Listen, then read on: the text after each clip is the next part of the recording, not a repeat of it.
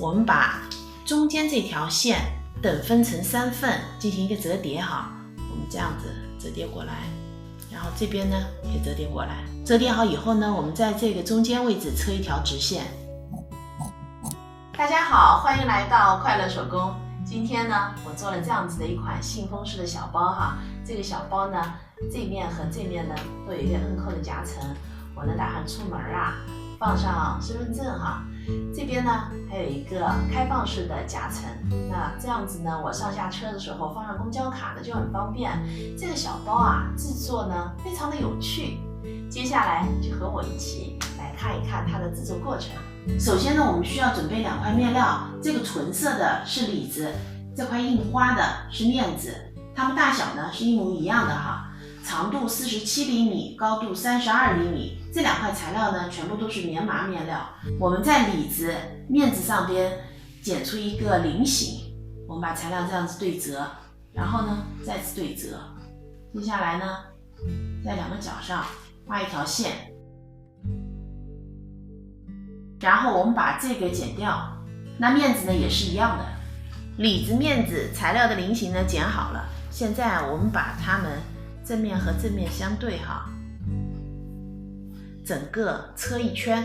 那这儿呢是要留反口的，一圈线呢车好了。接下来呢，我们从反口翻到正面。那翻之前呢，我们要把这个角剪平，剪的时候啊不要剪到线哈。现在我把材料呢翻到了正面，我还车了2毫米的一圈窄边，这样子把反口呢也封上了。接下来呢，我们把中间这条线等分成3份，进行一个折叠哈。我们这样子折叠过来，然后这边呢也折叠过来。折叠好以后呢，我们在这个中间位置车一条直线。这条线车好了，我们呢这样子对折，然后把这个窝下来。那这边呢也是一样哈，我们在这个位置上呢钉一颗摁扣。那如果您没有摁扣的话呢，也可以钉扣子哈。盖上呢是锁眼，这儿呢钉颗扣子，都是一样的。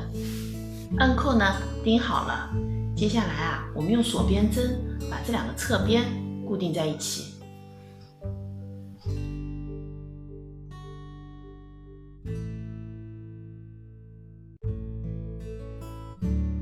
2边的锁边针呢缝好了，那咱们整个小包啊就制作完成了。